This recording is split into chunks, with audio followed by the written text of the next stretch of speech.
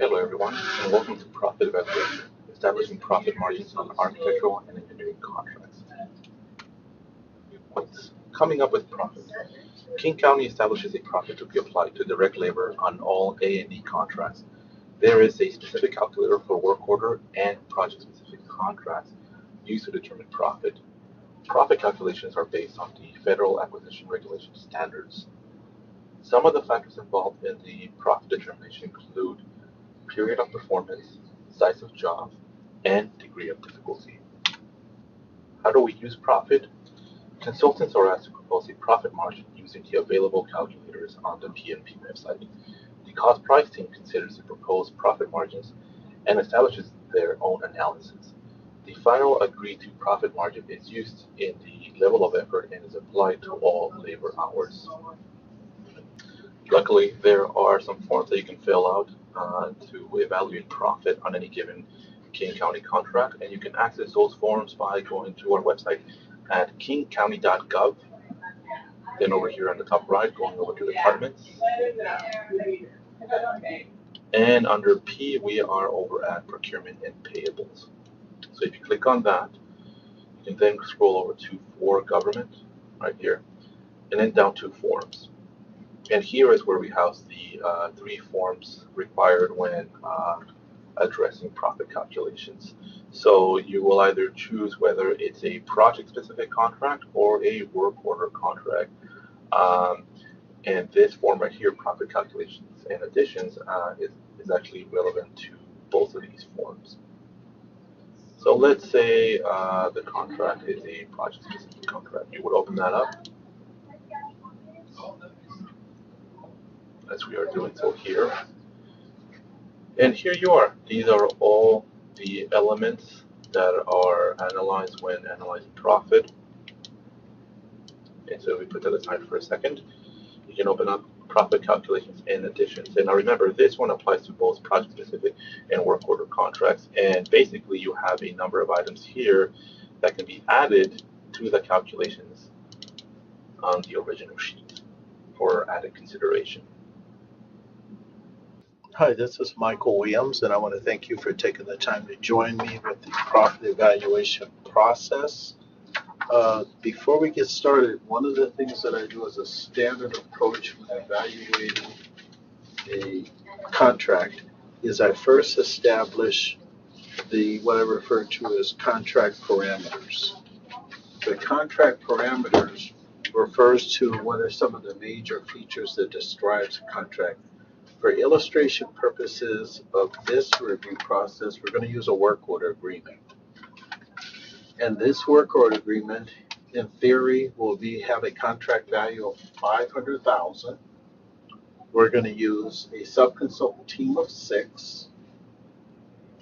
We're going to consider that the overhead rate is less than 140%, that it has a contract duration of 1 year initially, and there is a sub-consultant team of 6.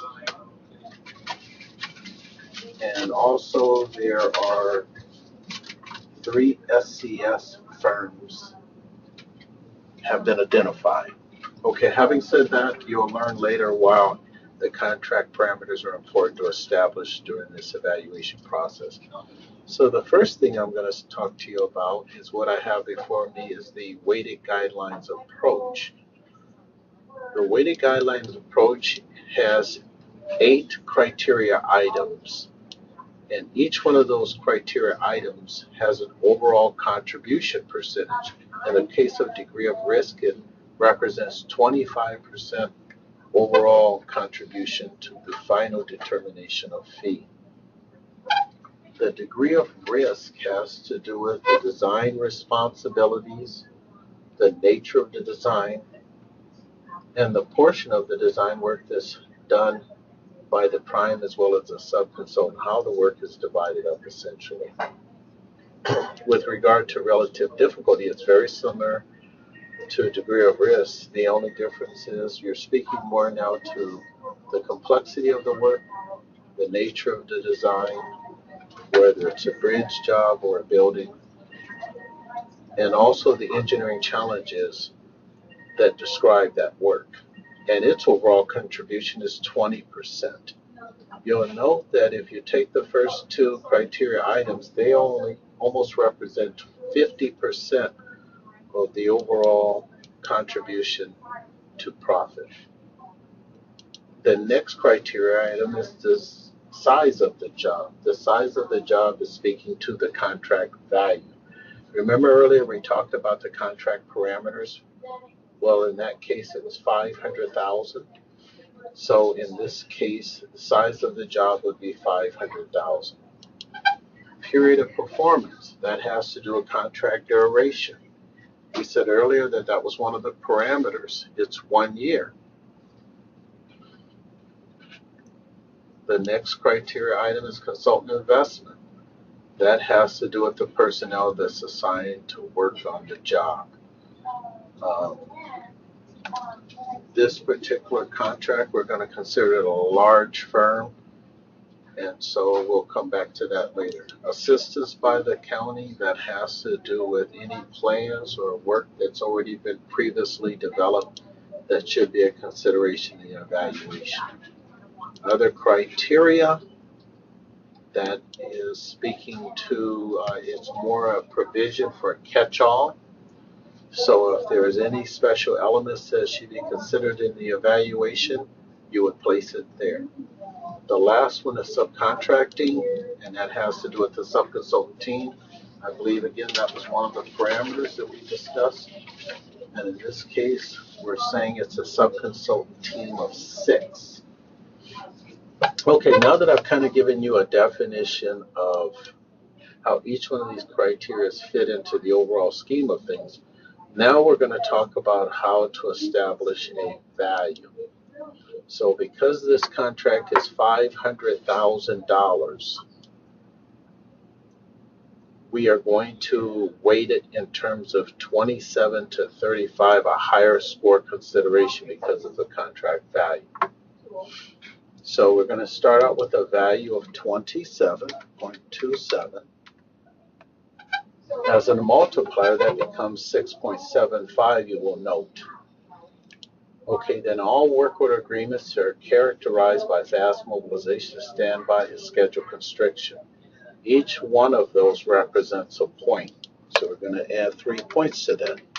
Gives you a total value of 30. And then we're going to consider such things as the number of subs. So now we're going to look at what we refer to as extra point considerations. And on this sheet, because the subconsultant team is 6, we're going to add a half a point to the criteria for 1 and 2. So we're going to go back there now, and we're going to add a half a point. So it's 0.305. Okay, and so we're going to continue now. Are liquidated damages applicable? No, it is not. Is the prime typically doing less than 40% of the work? If that is true, you'd add a point. If the prime is relying on one of the subs to do more than 40% of the work, would be a consideration. In this case, we don't know that. Is it high design risk area? If we want to give a point for that, we would go to 315 because of inherent risk in the work. Is new technology being at a historical building area of work or occupied building area? So if there's an operation that's already in place while the work is being done, you would give a point potentially for that. So we'll make this 32.5. Okay, so now we're going to move on to relative difficulty. And again, we're going to start out with a point system of 27 because of the contract value is well over $500,000, or it's at $500,000. And then job is extremely complex. Schedule constriction applies again. And so we're going to change that. We're going to add 2 points for that. And then remember, because of the subconsultant team, we're going to add a half a point for that. because it was a half a point to 1 and 2. So now that makes that 29.5.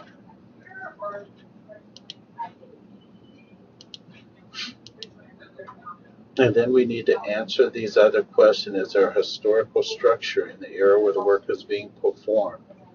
Is there renovation and occupied working operation? I believe we said that was true, so we're going to add a point for that. So now we're at 1.5. Excuse me.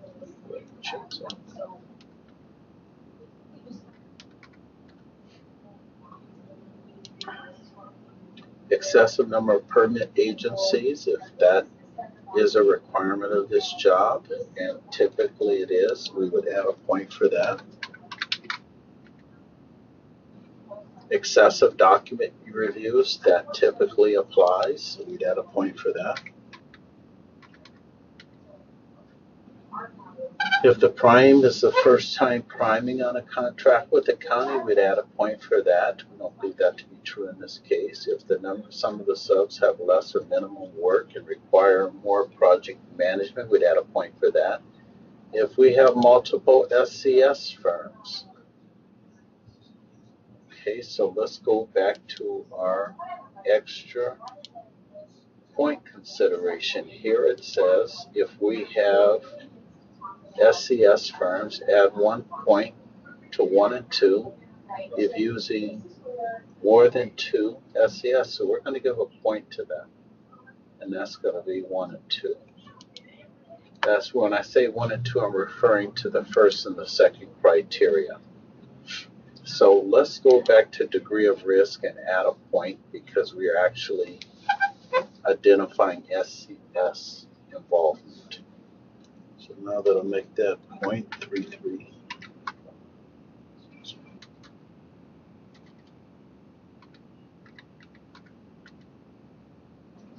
And then we'll add a point here.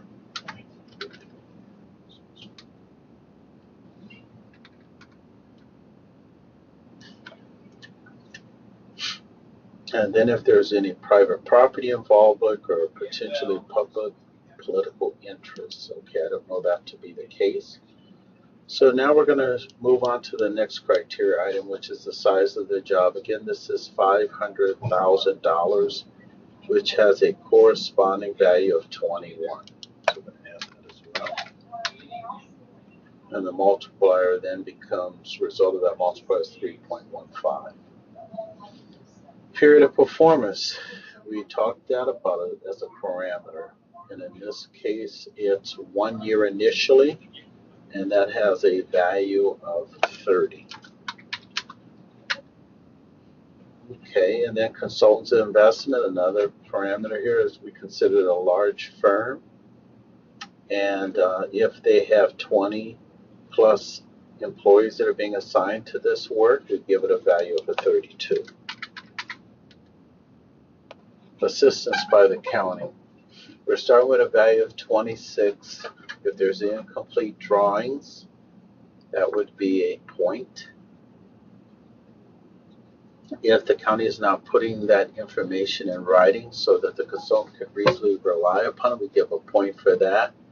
As far as schedule uncertainties and some of the work being performed by the county or others can clearly hold up the consultant, we give actually 3 points in that case, so we're going to give it, so that would make this value a 29. Let's move on now to, there's 2 last categories. Other criteria of catch-all provision. We'll start with a value of 26, and is this extremely high profile? So if you know there's political or public interest, you'd give consideration for that. We don't know that in this case, or if there's funding uncertainty, and we don't know that to be the case, so I'm just going to give it a value of 26. And then the last one is subcontracting. I believe we agreed that that's being one of the parameters of 6 subconsultants, and so that has a corresponding value of 29. And so the overall evaluation is 29.98. And that should conclude this review of what we consider a fair and reasonable profit evaluation for a King County contract. Thank you for your time. We thank you very much for joining us. And if you have any questions or comments, we're always available. Please contact either myself, Jesse Gonzalez, or Michael Williams. Thank you very much.